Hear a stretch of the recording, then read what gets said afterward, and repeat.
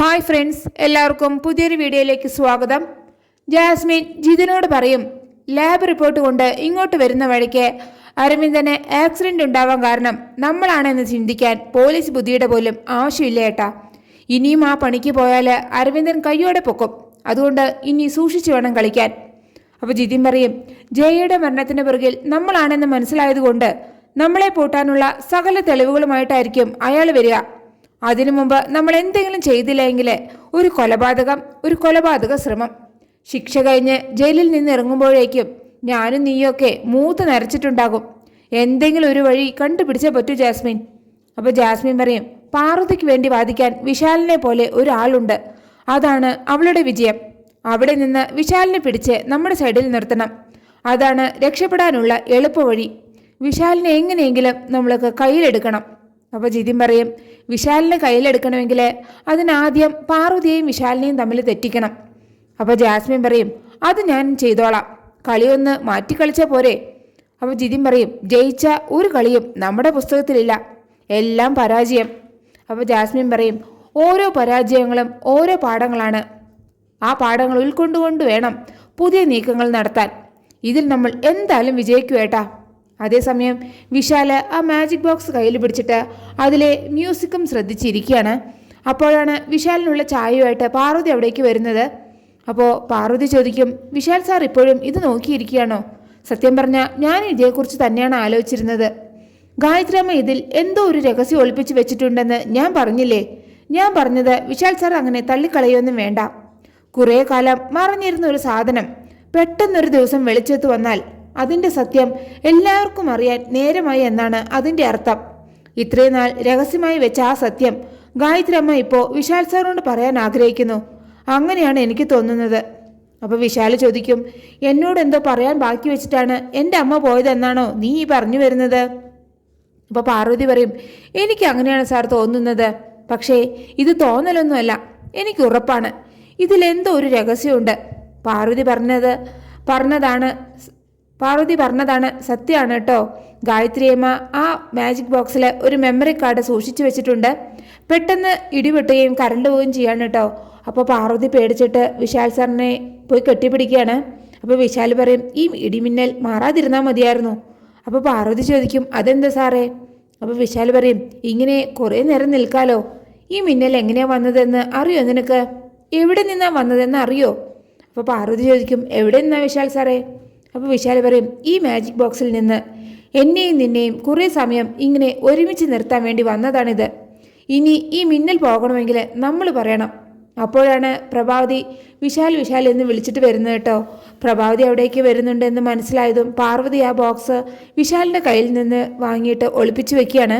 എന്നിട്ട് വിശാലിനോട് പറയും, അമ്മ എന്നെ ഇവിടെ കണ്ടാൽ എനിക്ക് വഴക്ക് കിട്ടും. അപ്പോൾ വിശാൽ പറയും, നീ ഇവിടെ മിണ്ടാതെ നിന്നാൽ മതി, കറണ്ടൊന്നും ഇല്ലല്ലോ, അമ്മയൊന്നും നിന്നെ കാണില്ല. പക്ഷേ കറണ്ട് പെട്ടെന്ന് വരികയും പാർവതി വിശാലിൻ്റെ അടുത്ത് നിൽക്കുന്നതും കാണുകയാണ് കേട്ടോ. ഇത് കാണുമ്പോൾ പ്രഭാവതിക്ക് ആകെ ദേഷ്യം വരികയാണ്. അപ്പോൾ പ്രഭാവതി ചോദിക്കും, ഇവളെന്താ ഇവിടെ? അപ്പോൾ വിശാൽ പറയും, ഇവളെ റൂം വൃത്തിയാക്കാൻ വേണ്ടി വന്നതാമേ, പക്ഷേ അപ്പോഴേക്കും കറണ്ട് പോയി. ഇരട്ടത്ത് എങ്ങനെ തിരിച്ചു പോകും എന്ന് കരുതി ഇവിടെ നിന്നതാണ്. അപ്പോൾ പ്രഭാവതി ചോദിക്കും, അതിന് ഇവളെന്താ നിന്നെ ഒട്ടി നിൽക്കുന്നത്? എനിക്കൊന്നും മനസ്സിലാവില്ല എന്ന് നീ കരുതണ്ട. എന്നിട്ട് പാർവതിയോട് അവിടെ നിന്ന് പോകാൻ പറയുകയാണ്. അപ്പോൾ പാർവതി അവിടെ നിന്ന് പോവാണ് കേട്ടോ. അപ്പോൾ പ്രഭാവതി വിശാലിനോട് പറയും, വിശാലേ, അവളിങ്ങനെ മുട്ടി ഒരുമി വന്നു എന്നൊക്കെ വരും, പക്ഷേ നീ അതൊന്നും അനുവദിച്ചു കൊടുക്കരുത്. ജാസ്മിൻ കണ്ടാൽ അവൾക്കത് വിഷമമാകും.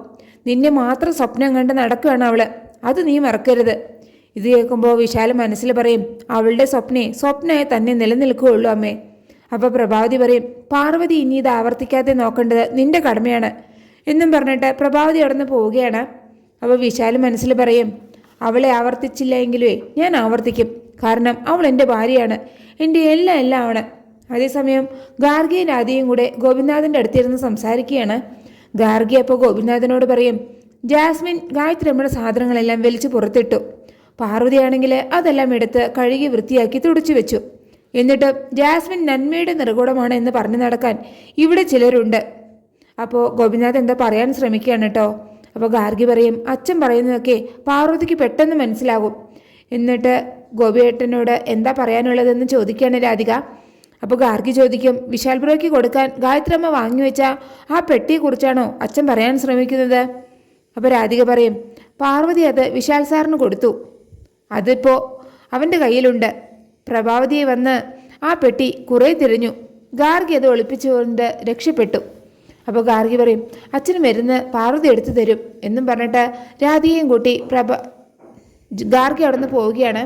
എന്നിട്ട് ഗാർഗി രാധികയോട് പറയും, ഗായത്രി അമ്മയുടെ സാധനങ്ങളെക്കുറിച്ച് പറഞ്ഞപ്പോഴാണ് അച്ഛൻ നമ്മളോട് എന്തോ പറയാൻ ശ്രമിച്ചത്, അത് ആ പെട്ടിയെക്കുറിച്ച് തന്നെയാണ് എന്നാണ് എനിക്ക് തോന്നുന്നത്. അപ്പോൾ രാധിക പറയും, എനിക്കും അതാ തോന്നുന്നത്, അതിലെന്തൊക്കെയോ നിഗൂഢതകളുണ്ട്. അപ്പോൾ ഗാർഗി പറയും, ആ പെട്ടി ചുവന്ന പട്ടുകൊണ്ട് കെട്ടിയിട്ടുണ്ട്, അതിനർത്ഥം അതാരും തുറക്കരുതെന്നല്ലേ, അപ്പോൾ അതിലെന്തോ ഒരു നിഗൂഢതയുണ്ട്. അപ്പോൾ രാധിക പറയും, ആ പെട്ടി എന്തായാലും വിശാലിൻ്റെ കയ്യിലായത് ഭാഗ്യമായി. പിന്നെ ഗാർഗി പോയിട്ട് ഒരു പാട്ട് വെച്ച് കേൾക്കുകയാണ് കേട്ടോ. അത് കേട്ടുവരുന്ന പ്രഭാവതി ആദ്യം ഒന്ന് പേടിക്കുകയാണ്. എന്നിട്ട് പറയും, ഇതാ മ്യൂസിക് തന്നെയാണ്. എന്നിട്ട് ആ പാട്ട് എവിടെ നിന്നാണ് കേൾക്കുന്നതെന്ന് നോക്കുകയാണ് കേട്ടോ. അപ്പോഴാണ് ഗാർഗിയാണ് ആ പാട്ട് വെച്ചതെന്ന് പ്രഭാവതിക്ക് മനസ്സിലാവുന്നത്. ഇത് കേട്ടതും പ്രഭാവതി പോയിട്ട് ഗാർഗിയുടെ അടുത്ത് സ്റ്റോപ്പ് ഇറ്റെന്ന് പറയാണ് കേട്ടോ.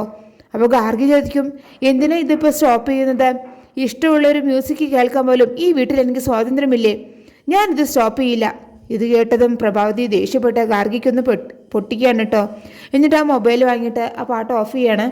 അപ്പോൾ ഗാർഗി ചോദിക്കും, അമ്മ എന്തിനാ എന്നെ അടിച്ചത്? അപ്പോൾ പ്രഭാവതി പറയും, അനുസരണക്കേട് കാണിച്ചാലേ പിന്നെ അടിക്കണ്ടേ? 16 വർഷത്തിന് ശേഷമാണ് ഞാൻ ഈ മ്യൂസിക് കേൾക്കുന്നത്. ആ ശബ്ദം കേട്ടാൽ എനിക്ക് ഭ്രാന്ത് പിടിക്കും. അപ്പോൾ ഗാർഗി പറയും, ശരിയാണ്, അമ്മയ്ക്ക് ഭ്രാന്താണ്. ഇഷ്ടപ്പെട്ട പാട്ട് കേട്ടതിനെ അടികൊള്ളുന്ന ആദ്യത്തെ പെണ്ണ് ഞാനായിരിക്കും.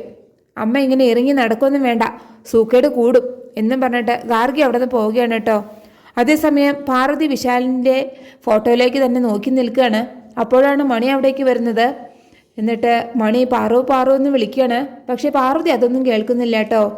പാർവതി വിശാലിൻ്റെ ഫോട്ടോയിലേക്ക് തന്നെ നോക്കി നിൽക്കുകയാണ്. എന്നിട്ട് പാർവതി ഫോട്ടോയിലേക്ക് നോക്കിയിട്ട് ചോദിക്കും, ഞാനൊരു കാര്യം ചോദിച്ചാൽ സത്യം പറയുമോ? ഇത് കേൾക്കുമ്പോൾ മണി വിചാരിക്കും മണിയോടാണ് പാർവതി ചോദിക്കുന്നതെന്ന് കേട്ടോ.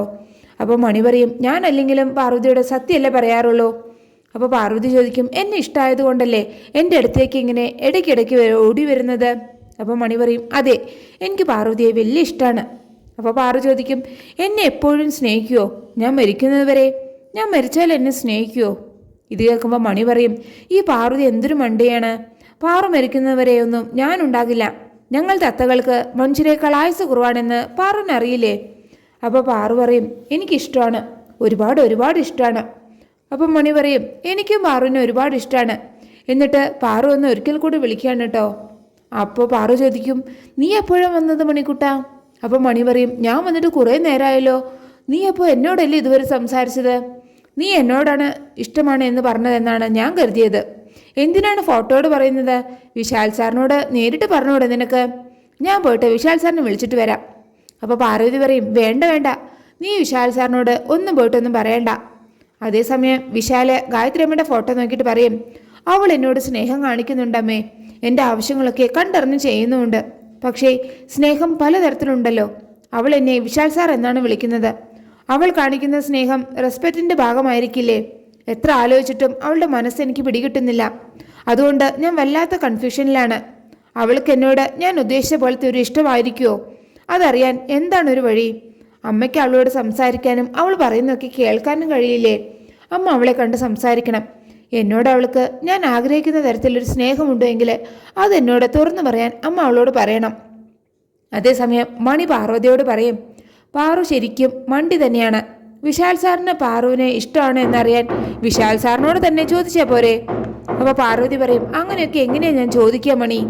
അപ്പോൾ മണിക്കുട്ടൻ പറയും, ചോദിക്കണം, ചോദിച്ചാൽ മാത്രം പോരാ, പാറുവിൻ്റെ ഇഷ്ടം വിശാൽ സാറിനോട് തുറന്നു പറയുകയും വേണം. അപ്പോൾ പാറു പറയും, എനിക്ക് അങ്ങനെയൊന്നും ചോദിക്കാനും പറയാനൊന്നും അറിയില്ല. വിശാൽ സാർ എൻ്റെ അടുത്ത് വരുമ്പോൾ തന്നെ എൻ്റെ കൈയും കാലും ഒക്കെ വിറയ്ക്കും. അപ്പോൾ മണി പറയും, അത് പാർവതിയുടെ മനസ്സിൽ വിശാൽ സാറിനോട് പ്രണയമുള്ളത് കൊണ്ടാണ്. അതുപോലെ വിശാൽ സാറിൻ്റെ മനസ്സിലും പാറുവിനോട് പ്രണയം കാണും. പാറുവിൻ്റെ ഇഷ്ടം തുറന്നു പറയുമ്പോൾ വിശാൽ സാറിൻ്റെ ഇഷ്ടം തുറന്നു പറയും. അപ്പോൾ പാർവതി ചോദിക്കും, വിശാൽ സാറിൻ്റെ മനസ്സിൽ എന്നോട് ശരിക്കും ഇഷ്ടമുണ്ടാകുമോ മണിക്കുട്ടാ? അപ്പം മണി പറയും, ഇഷ്ടമുള്ളത് കൊണ്ടല്ലേ വിശാൽ സാറിൻ്റെ ഹൃദയം തന്നെ പാർവതിക്ക് തന്നത്.